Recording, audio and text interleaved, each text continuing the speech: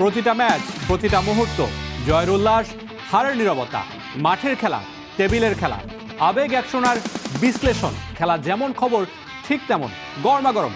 Welcome to Star Play. সঙ্গে আছি মামুনুর রশিদ। শুরুতেই শিরোনাম। অস্ট্রেলিয়ার বিপক্ষে আক্রমণাত্মক ক্রিকেট খেলতে চায় বাংলাদেশ। নাহিদের অভাব কোনোভাবেই পূরণ হওয়ার নয়, বলছেন হাবিবুল বাশার সুমন। 4 বছর পর টেস্টে ফেরা সৌম্য সরকার অস্ট্রেলিয়া সিরিজে দিতে পারবেন আক্ষেপের জবাব। ত্রিদেশীয় সিরিজ খেলতে সাউথ আফ্রিকা গেল বাংলাদেশ ইমার্জিং দল। জাকির, অঙ্কনরা খেলবে সাউথ আফ্রিকা ইমার্জিং ও যুক্তরাষ্ট্র এই দলের বিপক্ষে। সব সমস্যা কাটিয়ে সেপ্টেম্বরে বাংলাদেশে আসছেন জায়ান হাকিম। সাথে আসছে আরও 3 অরিজিন। প্রস্তুত ফারহানের বার্থ সার্টিফিকেট। বিশ্বকাপের 7 দিন পর স্কালোনির আবেগঘন চিঠি। মেসিকে আলাদাভাবে স্মরণ। ভক্তদের জানিয়েছেন ধন্যবাদ।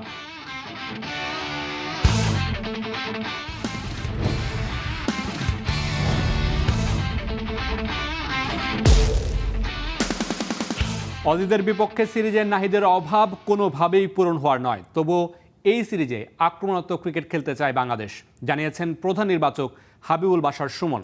অবস্থার বিবেচনায় সম্ভাব্য সেরা দলটাই নিয়েছে তার প্যানেল, দাবি সুমনের। জানান, সেমিং কন্ডিশন বলেই রাখা হয়েছে সৌম্যকে। ভবিষ্যতের ভাবনায় প্রস্তুত রাখছেন রবিউল জয়দের। 23 বছর পর অস্ট্রেলিয়ার বিপক্ষে ঐতিহাসিক সিরিজ। তবুও দল ঘোষণার পরদিন প্রায় মিনিট 27-এর প্রেস মিটের অধিকাংশ প্রশ্নই পেসার নাহিদ রানাকে নিয়ে। এই টাইগার সিমারকে না পাওয়ার আক্ষেপ সবার মতোই পোড়ায় বিসিবির প্রধান নির্বাচককেও। দল নিয়ে আলোচনা চলছেই, কিন্তু সর্বনাশে ইনজুরি এলোমেলো করে দিল সব পরিকল্পনা। অন্য সবার মতোই যার পর নাই হতাশ সুমনও। আমরা যে কোনো টেস্ট দলে যদি দেখেন, is a sensation and special bowler. তো তাকে না থাকার আক্ষেপটা তো থাকবেই। এই লাগাটা তো অস্ট্রেলিয়াও লাগতে পারতো, কারণ আপনি fact is you always you played you seen enough cricket and enough cricketers. তবে অজি কন্ডিশন বলেই সৌম্যতে আস্থা। কেন ফেরানো হলো জাকির আলী অনিককে, কেন বাদ জয়, তারও ব্যাখ্যা দিলেন প্রধান নির্বাচক।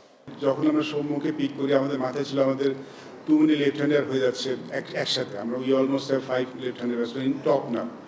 যখন লিডার প্রথম খেললো, ইনজুর্ড হলো এগেনস্ট অস্ট্রেলিয়া ওডিআইতে।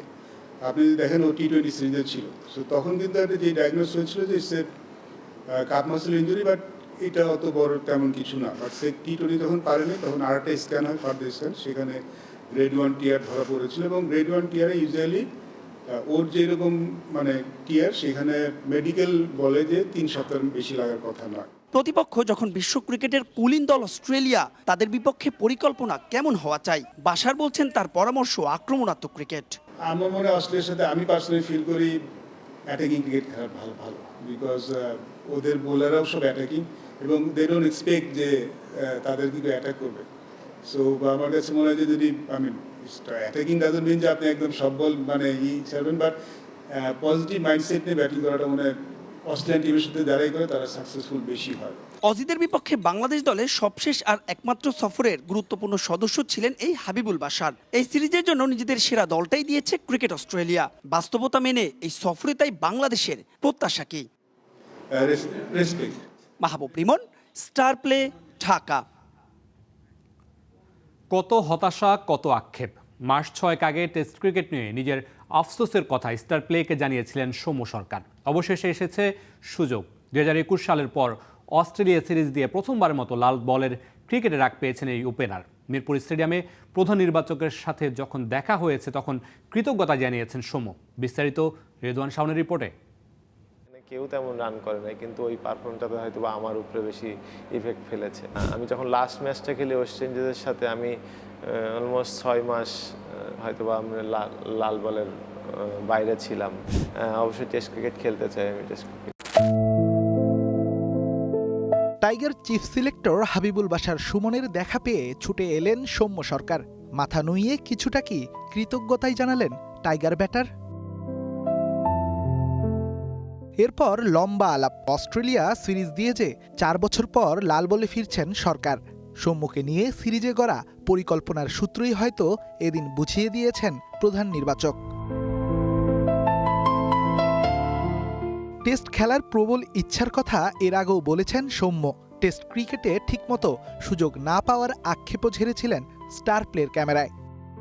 দেখেন, আমি বাকি যে টেস্ট ম্যাচগুলো খেলেছি বলবো না যে খুবই ভালো করেছি, হ্যাঁ, কিন্তু অন এভারেজ ভালোই করছিলাম।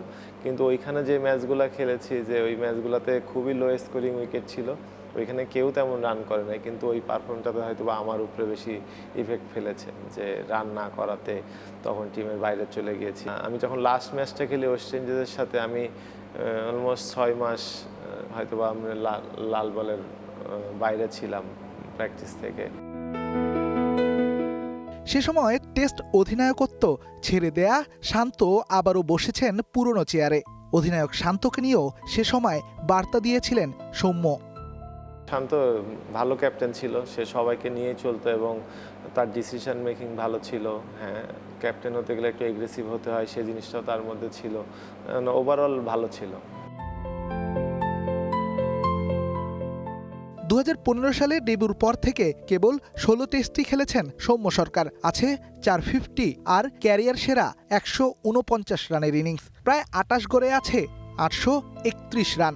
আরেক ওপেনার মাহমুদুল হাসান জয়ের অফ ফর্ম 2021 সালের পর টেস্ট ভাগ্য খুলে দিয়েছে সৌম্য সরকারের। Redwan Shaon, star play, Dhaka.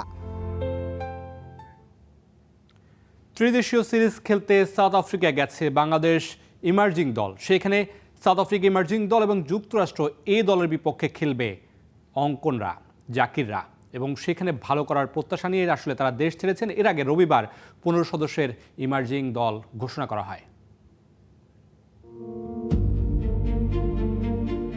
South আফ্রিকায় একদিনের ম্যাচে ত্রিদেশীয় সিরিজের জন্য বাংলাদেশ ইমার্জিং দলে জায়গা পেয়েছেন বিভিন্ন সময়ে জাতীয় দলে খেলা 4 ক্রিকেটার। দলে থাকা ক্রিকেটারদের মধ্যে জাকির ছাড়াও জাতীয় দলের হয়ে খেলার অভিজ্ঞতা আছে শাহাদাত হোসেন, মাহিদুল ইসলাম অঙ্কন ও আমিনুল ইসলাম বিপ্লবের। সাউথ আফ্রিকার সফরটা নিয়ে তাই দারুণ উচ্ছ্বসিত তরুণ ক্রিকেটাররা। এমন অভিজ্ঞদের সাথে ইমার্জিং দলের ডাক পাওয়ায় খুশি আমিনুল ইসলাম বিপ্লব। জাতীয় দলে নিয়মিত হতে এই সিরিজকে কাজে লাগাতে চান তিনি। প্রত্যেকটা ম্যাচ আর প্রত্যেকটা এখন যেই খেলাগুলো থাকবে, প্রত্যেকটা ইভেন্টই আমার জন্য ভেরি ইম্পর্ট্যান্ট। ভালো পারফরমেন্স করা খুবই দরকার আমার জন্য। এতদূর নিয়ে ভাবছি না আমি আপাতত এই ইমার্জিং সিরিজটা নিয়ে ভাবছি যে কীভাবে অ্যাজ এ টিম আমরা ভালো করতে পারি, আমি পার্সোনালি ভালো করতে পারি, টিমের জন্য ভালো পারফরমেন্স দিতে পারি, সেটা নিয়েই ভাবছি আর কি। অন্যদিকে এই সিরিজ আন্তর্জাতিক ক্রিকেটে খেলোয়াড়দের নিজেদের অবস্থান বুঝতে সহায়ক হবে বলে মনে করেন কোচ সালাউদ্দিন। বয়সের চেয়ে আমার কাছে মনে হয় যে তারা ভবিষ্যতে বাংলাদেশে কি দিতে পারবে না পারবে সেটার উপরে ভিত্তি করে আসলে টিম করা হয়েছে। তো ভবিষ্যতের কথা লক্ষ্য করে এখানে আমরা কখনো এজ ব্যারিয়ার রাখি নাই, কারণ আমাদের দেশে দেখা যায় অনেক ছেলে যারা ন্যাশনাল টিমে ঢুকবে তাদের আসলে খুব বেশি অপরচুনিটি থাকে না। তো তারা যেন এখানে তাদের পারফরমেন্সটা আবার পুরো মূল্যায়ন করে এবং তারা যেন বেটার ক্রিকেট খেলে ন্যাশনাল টিমকে সার্ভিস দিতে পারে এবং তারা ইন্টারন্যাশনালি অনেক ভালো প্লেয়ার হয়, সেটাই আমাদের লক্ষ্য। 1 ও 9 আগস্ট স্বাগতিক সাউথ আফ্রিকা ইমার্জিং দলের বিপক্ষে আর 3 ও 7 আগস্ট যুক্তরাষ্ট্র এ দলের বিপক্ষে খেলবে ইমার্জিং টাইগাররা। সেরা 2 দল 12 আগস্ট ফাইনালে মুখোমুখি হবে। এরপর ত্রিদেশীয় সিরিজ শেষে স্বাগতিক সাউথ আফ্রিকা ইমার্জিং দলের বিপক্ষে 2টি 4 দিনের ম্যাচ খেলে 27 আগস্ট দেশে ফিরবে টাইগারদের ইমার্জিং এই দল। সার মাহবুব, স্টার প্লে। সমাজে নানা ধরনের সংবাদ থাকলেও শিশু কিশোরদের খেলাধুলা ও প্রতিভা বিকশিত হওয়ার খবরটিকে যেন সংবাদপত্রের লিড নিউজ করা হয়। নতুন করে স্পোর্টসের সমাপনী দিনে উপস্থিত হয়ে এই কথা বলেন প্রধানমন্ত্রী তারেক রহমান।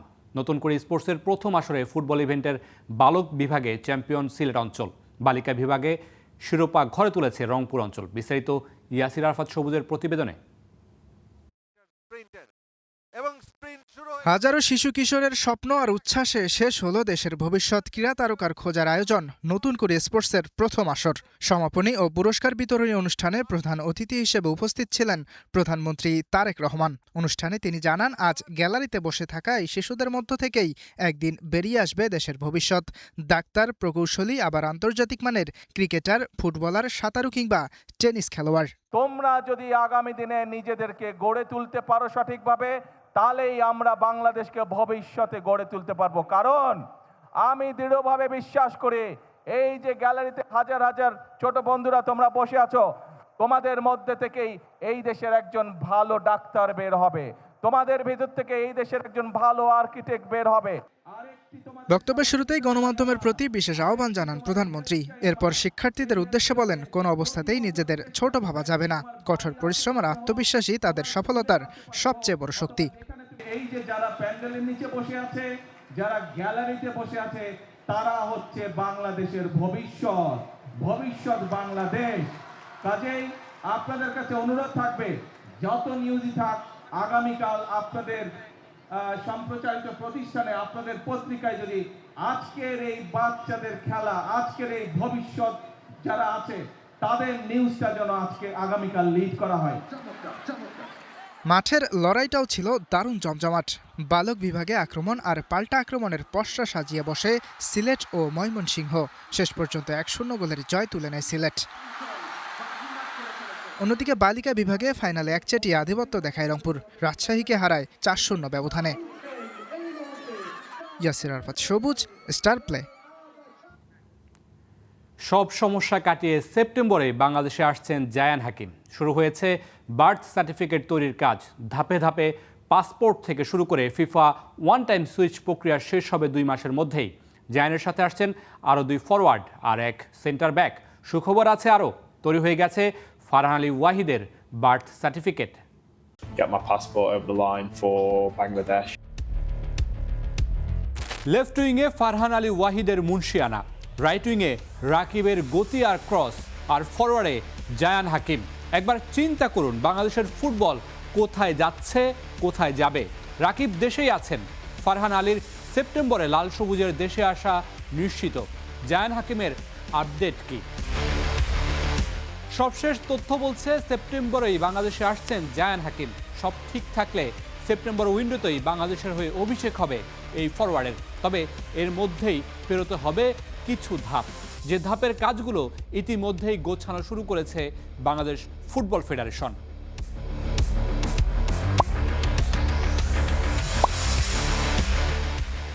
সূত্র বলছে ইতিমধ্যেই বাংলাদেশের হয়ে খেলার জন্য আগ্রহ প্রকাশ করে বাফুফেকে মেইল করেছেন জায়ান হাকিম। সেই মেইলের সূত্র ধরেই কাগজ গোছাচ্ছে বাফুফে। তবে জায়ানের বেশ কিছু কাগজ এখনও মিসিং। প্রথমত জায়ানের বার্থ সার্টিফিকেট তৈরি করছে ফেডারেশন, সেটি দ্রুত সময়েই হয়ে যাওয়ার কথা। তারপরেই অ্যাপ্লাই করা হবে পাসপোর্টের জন্য, সাথে করে নেওয়া হবে বায়োমেট্রিক। এরপর আসবে আসল চ্যালেঞ্জ। জায়ান ইতিমধ্যে খেলেছেন অ্যান্টিগুয়া ও বারবুডা অনূর্ধ্ব 20 দল ও সিনিয়র দলে। একই সাথে খেলেছেন অনেকগুলো ইয়ুথ ক্লাবে। ফিফা ওয়ান টাইম সুইচের প্রক্রিয়া শেষ হলেই বাংলাদেশের হয়ে খেলতে পারবেন জায়ান হাকিম। অনেকেই বলছেন বাংলাদেশের হয়ে খেলতে জায়ানকে অনুমতি দিয়েছে ফিফা। তথ্যটি একেবারেই সঠিক নয়। মূলত জায়ানের কাগজপত্র তৈরির আগে এএফসি আর ফিফার কনসার্ন নিয়েছে বাফুফে। সেখান থেকে গ্রিন সিগন্যাল মেলার পরেই শুরু করেছে ডকুমেন্টেশনের কাজ। সব ডকুমেন্ট দেখার পরেই মিলবে ফাইনাল অনুমতি। জায়ান হাকিমকে নিয়ে বাংলাদেশ কেন এত আগ্রহী, চলুন এবার সেটি একটু দেখি। জায়ান হাকিম মূলত একজন সেন্টার ফরওয়ার্ড, তবে প্রয়োজনে তিনি রাইট উইংয়ে বা সেকেন্ড স্ট্রাইকার হিসেবেও খেলতে পারেন। তিনি বাপায়ে বেশি স্বচ্ছন্দ্য বোধ করেন। উচ্চতা প্রায় 6 ফুট 2 ইঞ্চি, যা তাকে শারীরিক লড়াইয়ে বাড়তি সুবিধা দেয়। ফিজিক্যাল উপস্থিতি, লম্বা ও শক্তিশালী গড়নের কারণে ডিফেন্ডারদের সঙ্গে 1-to-1 ডুয়েলে ভালো করেন। বল ধরে রেখে সতীর্থদের খেলায় আনতে পারেন। বক্সের স্ট্রাইকার, পেনাল্টি বক্সের সঠিক সময়ে পজিশন নেওয়া তার অন্যতম গুণ। ক্রস থেকে হেড বা কাছাকাছি দূরত্ব থেকে ফিনিশিংয়ে বেশ কার্যকর। আকাশে আধিপত্য, 6 ফুট 2 ইঞ্চি উচ্চতার কারণে এরিয়াল বল জেতার সক্ষমতা ভালো। সেট পিসেও তাকে লক্ষ্য করে আক্রমণ সাজানো যায়। বাঁ পায়ের ফিনিশিং, বাঁ পায়ের শট ও ফিনিশিং তার স্বাভাবিক শক্তি। বক্সের ভেতরে সুযোগ পেলে দ্রুত শট নিতে পারেন। সুখবর এইখানেই শেষ নয়, সাফকে ঘিরে চমক আছে আরও। ফারহান আলী ওয়াহিদ আর জায়ান হাকিমের সাথে আসছেন আরও 3 অরিজিন ফুটবলার। সেই 3 ফুটবলারের আপডেটও পেয়েছে স্টার প্লে। 3 ফুটবলারের মধ্যে 2 জনই সেন্টার ফরওয়ার্ড। আক্রমণাত্মক ফুটবলের মানসিকতা নিয়ে প্রস্তুত হওয়া বাংলাদেশ এইখানেই বাড়াতে চায় সর্বোচ্চ শক্তি। একাদশের পাশাপাশি সাইড বেঞ্চেও রাখতে চায় যোগ্য সাবস্টিটিউট ফরওয়ার্ড। সেই পরিকল্পনা থেকেই আরও 2 ফরওয়ার্ডকে আনা হচ্ছে সেপ্টেম্বর উইন্ডোতে। সাথে আছেন একজন সেন্ট্রাল ব্যাক। হামজা, তপু, তারিক কাজিদের সাথে চীনের দেয়াল তৈরি করতে চায় বাংলাদেশ। গোলকিপারের উপর চাপ কমাতে তাই তো অরিজিন ডিফেন্ডার আসছেন ফারহান জায়ানদের সাথে। এত কিছুর মাঝে আরও একটা সুসংবাদ, ইতিমধ্যেই হয়ে গেছে ফারহান আলী ওয়াহিদের বার্থ সার্টিফিকেটের কাজ। Mamunur Rashid, star play. MIU sports ক্লাবের আয়োজনে ও নাবিল গ্রুপের পৃষ্ঠপোষকতায় মানারাত ইন্টারন্যাশনাল ইউনিভার্সিটিতে অনুষ্ঠিত হলো জুলাই স্মৃতি ফুটবল টুর্নামেন্ট 2026। 3 দিনব্যাপী এই টুর্নামেন্টে অংশ নেয় বিশ্ববিদ্যালয়ের মোট 8টি বিভাগ। 6 বিভাগকে পেছনে ফেলে ফাইনালে জায়গা করে নেয় ট্রিপলি ও ফার্মেসি। সোমবার বহুল প্রতীক্ষিত ফাইনালে ফার্মেসি বিভাগকে 1-0 গোলে হারিয়ে শিরোপা জিতে নেয় ট্রিপলি ডিপার্টমেন্ট। টুর্নামেন্টে সর্বোচ্চ গোলদাতার পুরস্কার জিতে নেন ফার্মেসি ডিপার্টমেন্টের আসিফ মাহমুদ। সেরা গোলরক্ষক নির্বাচিত হন ইই ডিপার্টমেন্টের জুয়েল। আর ইংরেজি ডিপার্টমেন্টের জান্নাতুল ফেরদৌস নিজের নাম লেখান সর্বোচ্চ গোলদাতাদের তালিকায় শীর্ষে। পুরস্কার বিতরণী অনুষ্ঠানে প্রধান অতিথি হিসেবে উপস্থিত ছিলেন বিশ্ববিদ্যালয়ের ট্রেজারার মনিরুল ইসলাম।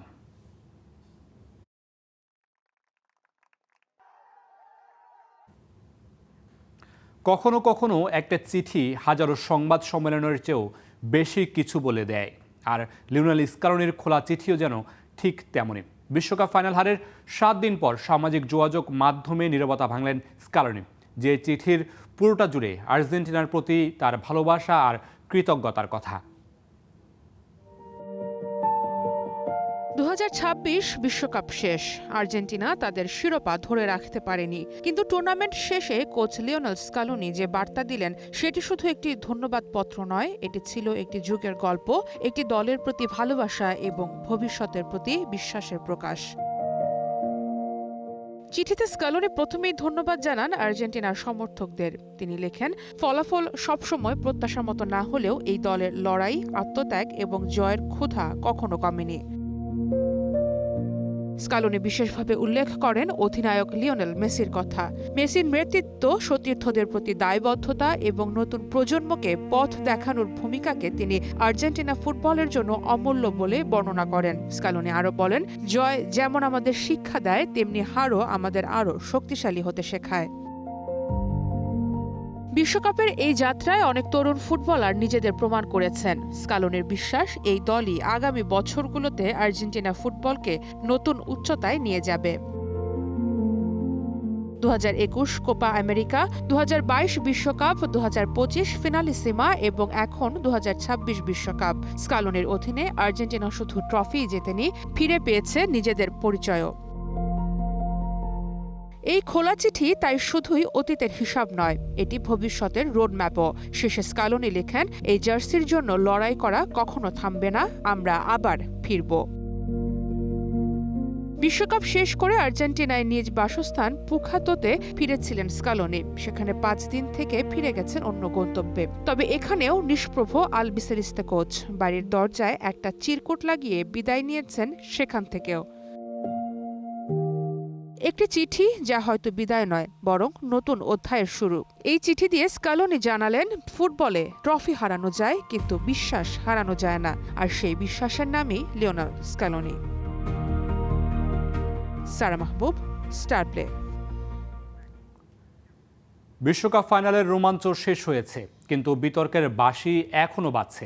আর্জেন্টিনার সহকারী কোচ রোবের্তো ফাবিয়ান আয়ালার ব্যাখ্যাকে সরাসরি মিথ্যা বলে উড়িয়ে দিয়েছেন স্পেনের বিশ্বকাপ জয়ী তারকা দানি ওলমো। শুধু তাই নয়, অনুতপ্ত হলে ভুলের দায় স্বীকার করতেই হয় বলে কড়া বার্তা দিয়েছেন বার্সেলোনা মিডফিল্ডার। বিস্তারিত গোলাম মোর্শেদের রিপোর্টে। বিশ্বকাপ ফাইনালের উত্তাপ যেন এখনও থামেনি। মাঠের লড়াই শেষ হলেও স্পেন আর্জেন্টিনার দ্বৈরথের রেশ এখন ছড়িয়ে পড়েছে কথার যুদ্ধে। এবার আর্জেন্টিনার সহকারী কোচ রবের্তো ফাবিয়ান আয়ালাকে সরাসরি মিথ্যাবাদী বলেই আক্রমণ করলেন স্পেনের বিশ্বকাপ জয়ী তারকা দানি ওলমো। ফাইনালের পর ওলমোকে ধাক্কা অনেকের ভাষায় ঘুষি মারার ঘটনায় পরে দুঃখ প্রকাশ করেছিলেন আর্জেন্টিনার সহকারী কোচ আয়ালা। তবে একই সঙ্গে দাবি করেন ওলমোর একটি মন্তব্যের প্রতিক্রিয়াতেই তিনি এমন করেছিলেন, এমনকি সেটিকে শুধু একটি ধাক্কা বলেও ব্যাখ্যা দেন তিনি। আয়ালার সেই ব্যাখ্যা একেবারেই বিশ্বাস করেননি ওলমো। তার দাবি অনুতপ্ত হওয়ার কথা বললেও নিজের কাজকে ন্যায্য প্রমাণ করার চেষ্টা করেছেন আর্জেন্টিনার সহকারী কোচ। কেউ যদি অনুতপ্ত হওয়ার দাবি করে আবার একই সঙ্গে বলে একটি মন্তব্যের জবাবে সে ঘুষি মেরেছে, তাহলে সে সত্যিই অনুতপ্ত নয়, কারণ তিনি মিথ্যা বলছেন। আমি তাকে কিছুই বলিনি, তাই তার কাছে আমার ক্ষমা চাওয়ার প্রয়োজন নেই। শুধু আয়ালাকে আক্রমণ করেই থেমে থাকেননি ওলমো। তার মতে ভুল করাটা বড় বিষয় নয়, বরং সেই ভুল লুকানোর চেষ্টা না করে সত্যি স্বীকার করার মধ্যেই একজন মানুষের আসল চরিত্র ফুটে ওঠে। আর সেই বার্তাই স্পষ্ট করে দিয়েছেন স্পেনের এই বিশ্বকাপ জয়ী মিডফিল্ডার। ভুল নয়, একজন মানুষকে সংজ্ঞায়িত করে সেই ভুল বিনয়, সত্য ও মর্যাদার সঙ্গে স্বীকার করার সাহস। বিতর্কে আটকে থাকতে চান না ওলমো। তার মতে বিশ্বকাপের মতো মঞ্চে ফুটবলারদের আচরণ কোটি শিশুর কাছে উদাহরণ হয়ে থাকে। তাই তিনি চান মানুষ শুধু স্পেনের শিরোপা জয় নয়, দলের খেলাধুলার মানসিকতা ও আচরণটাও মনে রাখুক। একটা বিষয় পরিষ্কার, বিশ্বকাপ ফাইনালের সেই উত্তাপ এখনো শেষ হয়নি। আয়ালার ব্যাখ্যার জবাবে ওলমোর এই বিস্ফোরক মন্তব্যে স্পেন আর্জেন্টিনার সেই বিতর্কে যোগ হলো নতুন আরেকটি অধ্যায়। গোলাম মোর্শেদ, স্টার প্লে। খেলা থামবে না, খবরও না, তবে বিদায় নিচ্ছে আজকের মতো। Stay tune.